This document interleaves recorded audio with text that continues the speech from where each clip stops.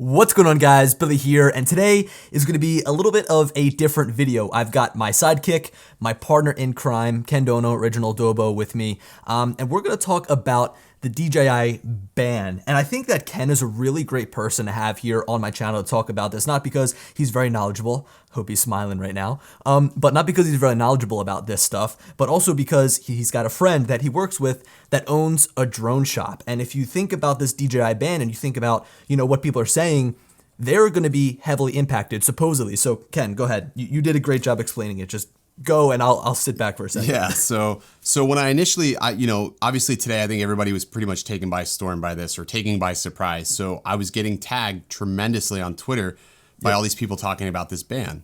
And I was like, what the heck's going on? So when I started finally taking it serious enough, I started reading it. The first thing I did was pick up the phone and called Zach. And I said, how is this going to impact us? Real quick for people on my channel, who is Zach? Zach is the owner of DroneWorks. Him and I partnered together for a drone distribution company. So we retail primarily DJI, Autel, just various types of drones to commercial agencies, consumers. Droneworks.com if anybody's interested in checking it out. But droneworks-.com. We couldn't secure the rights for that. But so I called him and I said, hey, did you hear about this? And he wasn't even aware at the time. And he was really calm about it. He was almost too calm. It was like an eerie type of calm. He said, hang on a second, let me reach out to one of my contacts at the DOJ. And he goes, I'll also just, reach out to my lawyer so they can read the statement from the Department of Commerce to see if we're going to be affected by this. And probably I would say about maybe 40 minutes later, it's probably quicker than that, he called me up and he goes, we're not going to have anything to worry about. This isn't actually a ban. He goes, I don't even know why the word ban is being thrown into the mix. It's not going to affect us as a retailer whatsoever. And let me say that like this. It's not going to affect retailers initially. I think we'll get more into it, but there is a trickle effect because of this, but it's not going to initially affect retailers like right up front. It's not going to affect consumers. I don't think it's going to affect consumers at all unless you have very little patience. That would be the only thing I could see it affect.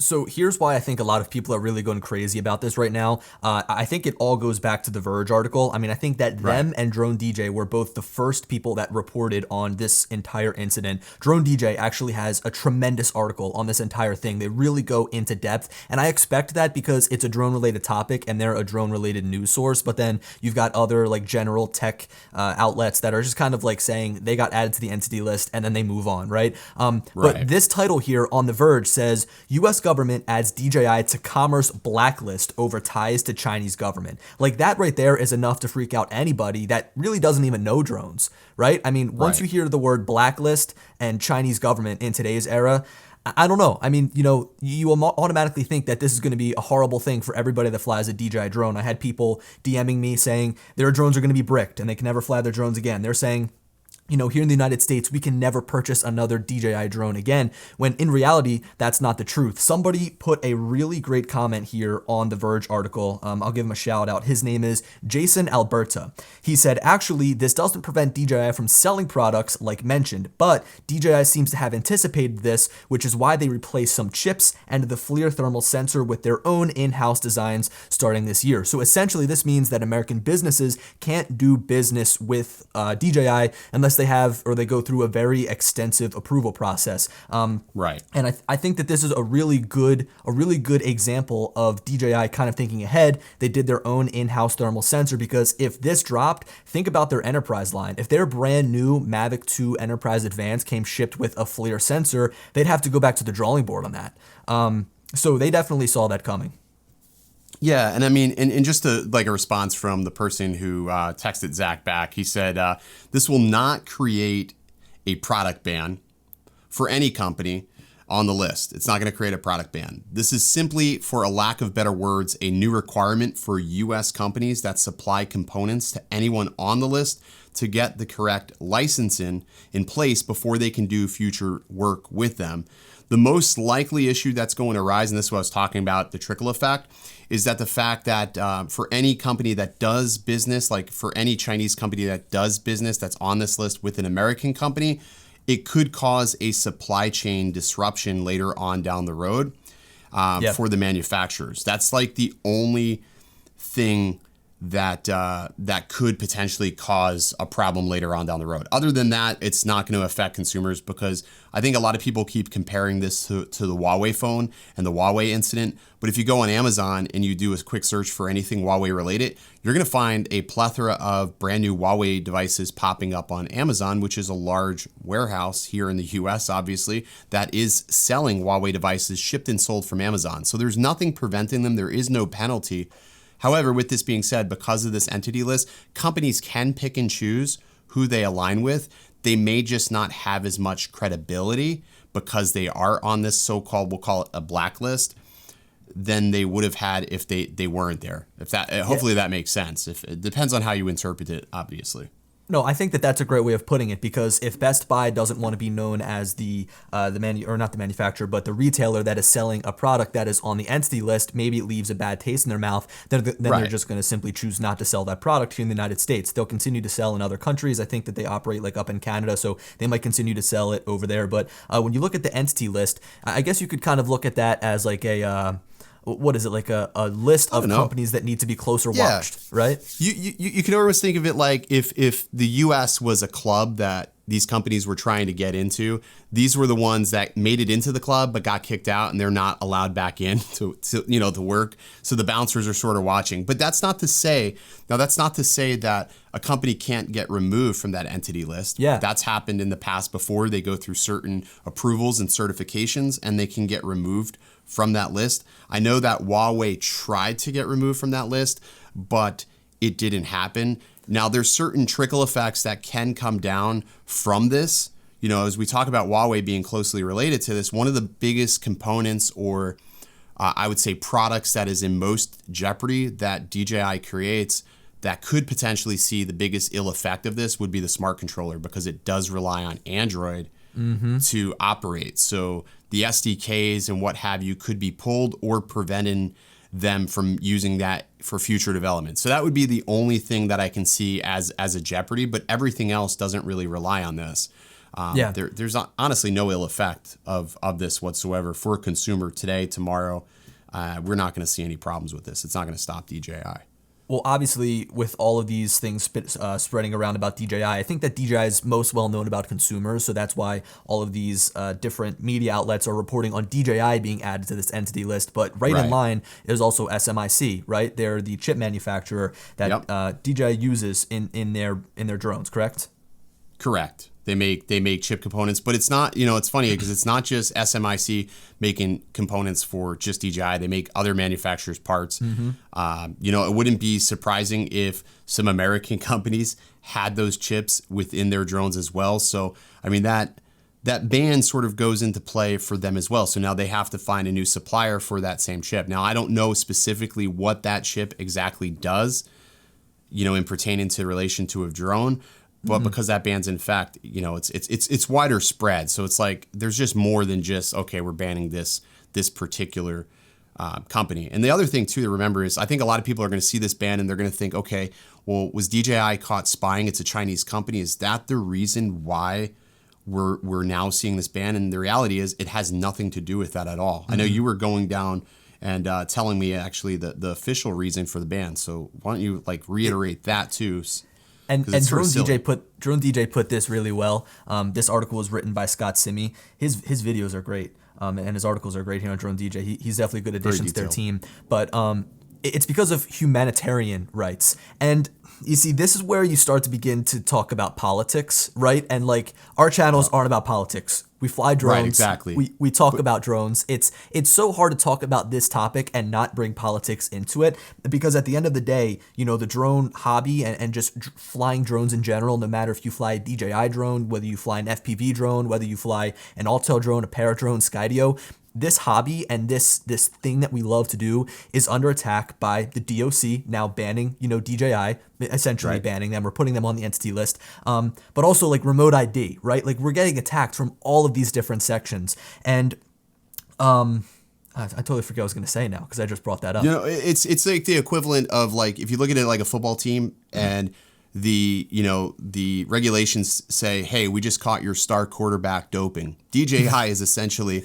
our star quarterback in the drone world, and they just caught it. They say they're just catching them doping. Like, it's not that severe because, our government is, in my opinion, again, not to try to get political, but this is sort of an overreach. This is a real stretch because you're associating a company because they reside in a province of a country that, yes, do they have some humanitarian issues? Do they do things that probably aren't kosher here in the United States? Yeah.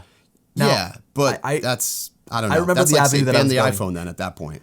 Yeah, I remember the avenue that I was going down here, right? And it's actually right here in front of my face on the Drone DJ article. It's regarding humanitarian rights over in China, and they're pointing out a specific video that was posted on CNN. It's titled "Leaked Video Shows Hundreds of Blindfolded and Bound Men." And what was that video captured with? It was captured with a DJI drone. So essentially what they're saying and what they're alluding to is that DJI is aiding the Chinese government in surveillance with their drones. Now, it's not to my knowledge if DJI, it's not, yeah, it is a stretch. It's not to my knowledge if DJI is providing these drones to the government for free. I'm sure because it's their own, home country, they're going to give them some sort of deal on buying drones in bulk. But regardless, once DJI sells the drone, they can't control what you do with that drone. I know people love to think that, DJI can lock down your drone. They tell you where you can and can't fly, how you can fly your drone. But regardless, they can't tell you what to do with your drone, and they can't control if you do something bad with your drone. It's almost like if you're selling a hammer, right? A hammer is sold to be used to do construction with, hammer nails and pry up nails. But if somebody uses that to rob a store, it doesn't make all hammers bad, right? So, right, exactly. And the same could be said, about firearms and other weaponry. What sort of bothers me about this entire situation is for years, ever since, we'll say the Phantom 3 line, drones, whether it be a DJI drone or a drone, has been used in a malicious manner in the Middle East. People would buy these drones in they packs. rip the cameras off the bottom. Right. They would break the cameras off the bottom and basically make them into, it's a suicide bomb at that point. Mm-hmm. And they would crash into sites. But that doesn't strike an issue. But then we have a humanitarian issue that's obviously sort of, unfounded in a sense that DJI was directly correlated with this. And now this has become an issue. It's just very peculiar because, remote ID is literally right around the corner. And now we have like one of the biggest players being added to this entity list, which is making it a little bit more difficult for them to pursue certain avenues. It's certainly going to make it difficult for any sort of agency that recently placed a large PO with DJI to be able to utilize their equipment. I mean, it has a lot of adverse effects just beyond consumers, but I know like initially the shock of this all, consumers thinking, oh crap, I just bought a drone that is no longer going to be usable. They're going to stop support. And that's not the case. The worst thing that DJI could do right now from a company standpoint would be to pull out of the US entirely. They're not going to do this. Obviously, They have enough lawyers to fight this. This is going to be something that we're going to see legal disputes over this, no doubt, because it's such a large corporation and they have strong roots here, obviously, in the US, and they have a large US base of employees that have nothing to do with China. I mean, it's crazy to think that. It's absolutely true. I think the one thing that I really want to get across in this video is that if you own a DJI drone right now, you're fine. You can go outside, you can fly that drone, totally fine. You can download the app on your iPhone, you can download on your Android. You're not going to get in trouble. They aren't banned. And also, if you're somebody that's thinking about buying a DJI drone, you can head down to the store. I'm looking at Best Buy right now. They're still on sale. Yep. They've got the Mavic Air 2 Fly More combo. Over on Amazon, you can still order drones shipped and sold directly from DJI through Amazon. You could buy directly from DJI. There's nothing in the language that came out through this entity list placement from DJI or for DJI that you can't buy the drone here in the United States. I don't know where that came out of. I don't know where people got that idea. You know where I think it came from. I'm going to go back to the Verge article. Right, if you go back to the Verge article, it did, and that's what I read first. My natural reaction was, well, I need to move to Canada because I'm not going to let the government tell me what I can and can't buy. But then after I slowed down and spent $800 on air units in a panic, I realized, well, crap, I didn't need to do that because it doesn't stipulate that you can't sell it. Like for us at DroneWorks, we're still going to sell it. The government isn't telling us we can't. They're not telling us that we can't order more of these these units were, it's business as usual, basically. Now, with that being said, is this a reason why we haven't seen possibly a brand new Mavic 3? This could be an actual bigger reason why, we haven't seen a newer drone like that. If you think about it, maybe this is DJI sort of saying, hey, well, we want to let all this unfold first before we unveil something that we know is going to be a huge success. I mean, there's a lot of chips stacked against the drone industry as a whole. Maybe they just want to let all the pieces sort of unfold before they bring out something new. But I don't think it's something that we have to worry about, really. It's not something at all. It's totally true. I mean, like I said, I brought up remote ID. There's just so many uncertainties right now in the drone industry, and I think especially in DJI's corner. So I do think that it's right for them to play their cards correctly and kind of feel things out as they go. And I think that they're really good at doing that. And we kind of see like Huawei is kind of good at doing that as well. I mean, I think that they had something to kind of replace the Google Play Store in the background being developed, so that when something like this happened, and if something like this happened, they were able to implement that on their devices. But it really doesn't make sense if you're in the United States to use a Huawei phone. I mean, if you think about it, a phone relies on the operating system so much. But here with drones, I mean, you're not losing out on anything that is an absolute must have. Now, could this potentially stunt growth in the future? Yes, but I think that it's something that DJI will be able to overcome. Like you said, it's going to be something that they can fight. And I also think that they're going to learn to get over it over the next coming years. I mean, just think about it. They didn't really use any American technology besides FLIR, right? No. I think FLIR was the only one. There may have been a couple of other, but when you think about it, hitters, though. No, not heavy hitters. Smaller players that were, probably striking good deals for maybe chip components, maybe capacitors or something like that. But I think the vast majority of DJI's production is honestly, it's overseas, with the exception of FLIR, because FLIR owns the thermal spectrum basically at this point. Like if you think of a camera and you think of a thermal camera, you're going to coincide that thought with FLIR. I mean, that's just inevitable, and they obviously have the best game in commercial. I think for a lot of people in the commercial industry are sort of probably panicking right now, because there may have been partners working with DJI to say, okay, well, you got this M300, and we're going to develop another payload for you. We're going to develop another camera for you. Now they're not going to be able to specifically interface or work with them. The other thing to keep in mind, what I don't think a lot of people really realize, is there are a tremendous amount of commercial grade UAVs on the market that are made here in the United States that don't run Pixhawk. They actually run a proprietary DJI software. So they actually run DJI software, but the drone is physically made here in the US, but it runs a DJI SDK.